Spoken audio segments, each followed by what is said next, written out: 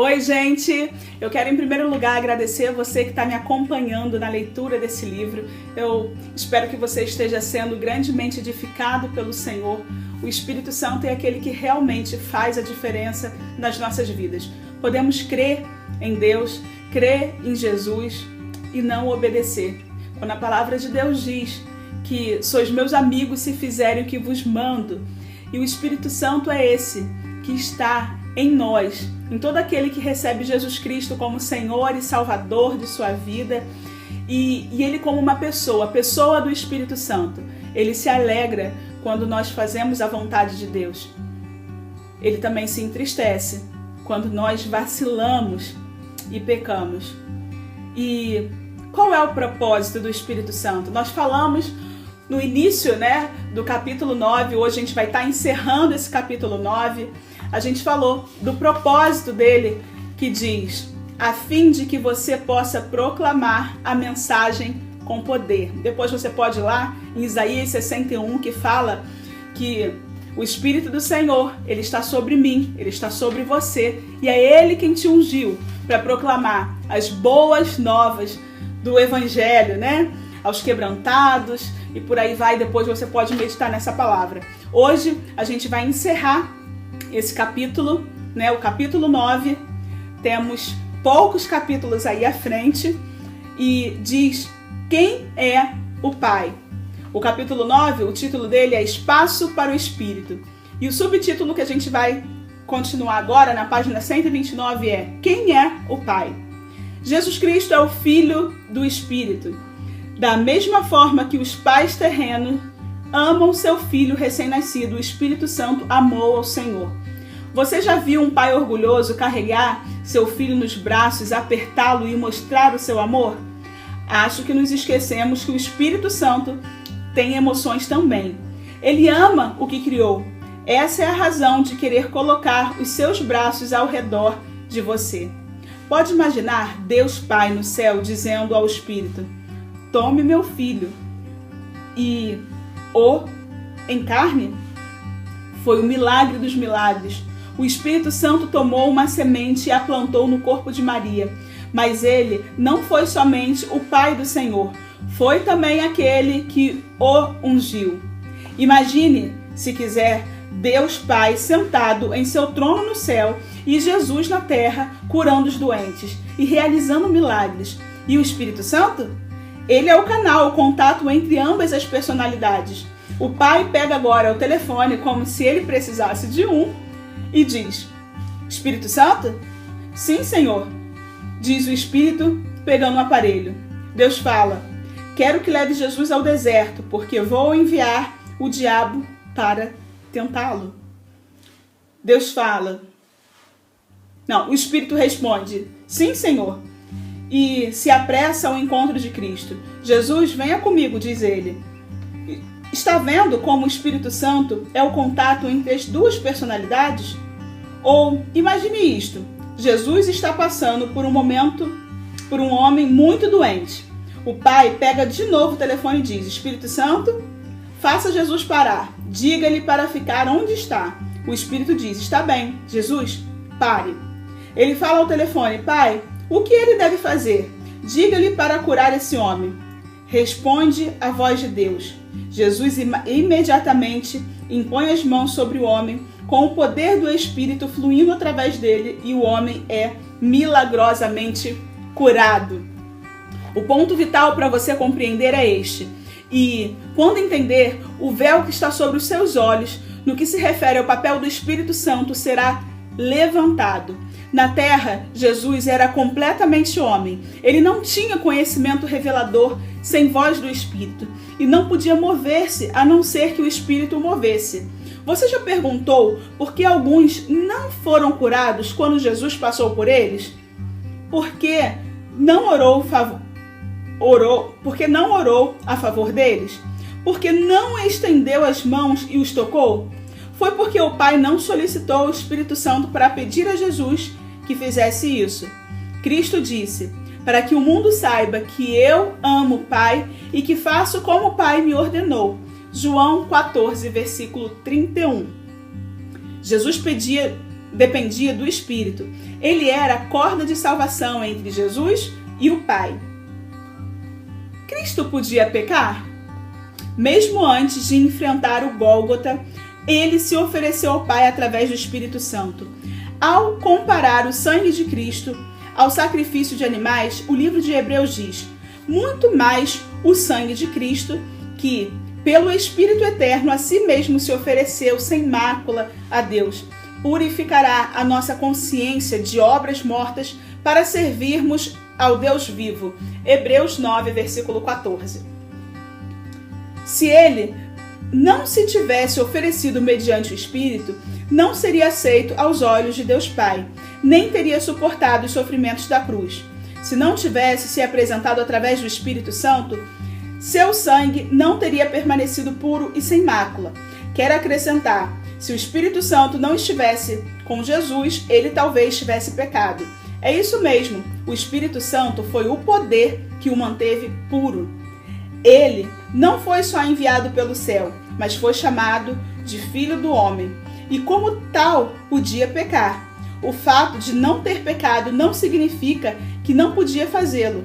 Se você acredita que Jesus não podia pecar, então por que Satanás perderia tempo em tentá-lo? O diabo sabia o que estava fazendo.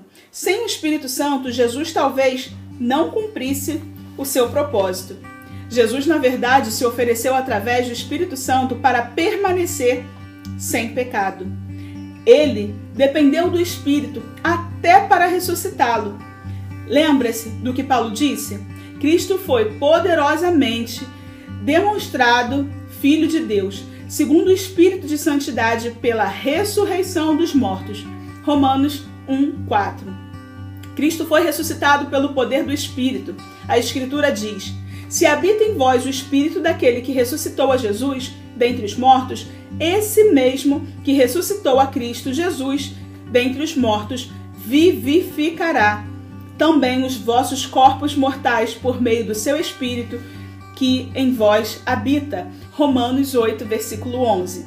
O Espírito Santo não só ressuscitou a Cristo, é Ele quem vai ressuscitar a você. Podemos colocar nele a nossa esperança. O plano mestre de Deus. Mesmo depois de ter mudado o curso da história, saindo do túmulo vazio, Cristo continuou a depender do Espírito.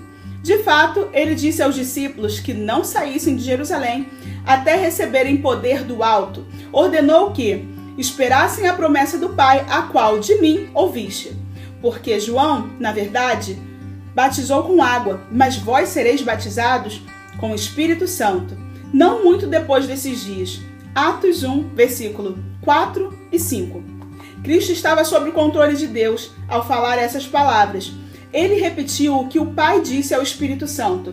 Cristo dependia tanto do Espírito Santo que o consultou antes de dar instruções aos seus seguidores. A Escritura diz que ele foi levado ao céu depois desses mandamentos aos apóstolos por intermédio do Espírito Santo. Atos 1, versículo 2. Não me entenda mal, não estou dizendo de forma alguma que Cristo tinha uma posição inferior ao do Espírito. Absolutamente não. Jesus não é menos que o Espírito Santo. Nem este é inferior a Jesus. Existe igualdade completa na Trindade. Cada membro tem características e propósitos únicos. O que quero que saiba é que o Espírito não é fraco. Ele não é imaturo ou incapaz de falar por si mesmo. O Espírito Santo é perfeito, poderoso e glorioso. O Espírito merece a nossa adoração. Devemos pôr em prática o que temos cantado durante gerações. Louvemos a Deus de quem flui todas as bênçãos. Louvemos ao Pai, ao Filho e ao Espírito Santo. Como você pode reconhecê-lo? É tão simples quanto aquela vozinha que ouve quando vai dormir. A voz que o faz lembrar: você não orou hoje. Ou ele talvez diga: você não leu a Bíblia hoje. É o Espírito falando, tocando a sua alma. Você já o conhece, mas ele quer que o conheça ainda melhor. O Senhor predisse que Predisse o que aconteceria quando você desse lugar ao Espírito. Quem crê em mim, como diz a Escritura, do seu interior fluirão rios de água viva. Em João 7, versículo 38. E qual era a unção de que ele falou? Isto ele disse com respeito ao Espírito que haviam de receber os que nele crescem, no versículo 39. Deus tem um plano mestre detalhado para a sua vida. A sua unção e o seu Espírito estão incluídos na planta, mas aquele que nos confirma convosco em Cristo e nos uniu é Deus, que também nos selou e nos deu o penhor do Espírito em nossos corações. 2 Coríntios 1, versículos 21 e 22. Você abriu espaço para o Espírito Santo? Tudo o que ele pede é um lugar no seu coração. Claro, quando a gente fala em coração, a gente está falando no coração, na sua mente, na sua vida por completo. E isso não depende de mim, depende de você, porque eu tenho certeza que com a leitura desse livro, o Espírito Santo está falando grandemente ao teu coração. Sabe aquela vozinha, como ele citou aqui?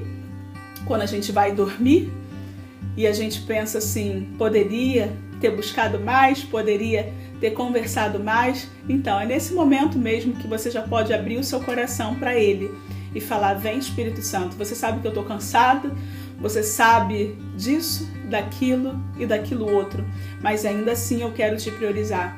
E aí, no dia seguinte, você já acorda falando, bom dia Espírito Santo. E eu tenho certeza que abrindo esse espaço para que ele entre, para que ele tome a primazia, o resultado vai ser muito, muito promissor. Não importa a situação difícil que você está vivendo agora, não importa os noticiários que não declaram uma perspectiva promissora para a sua nação, para o seu estado, os prefeitos, governadores, enfim.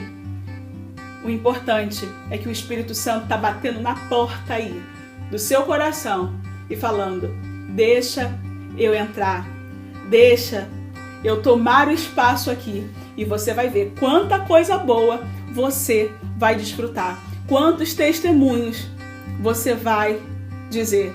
Testemunhos, não testemunhos, né? Porque grandes coisas o Senhor fará na tua vida. Eu tenho certeza disso, por isso eu vou te aguardar. No próximo vídeo nós falaremos sobre A Pouca Distância, capítulo 10. O livro está encerrando e eu mando um beijo para você. Te aguardo no próximo. Tchau!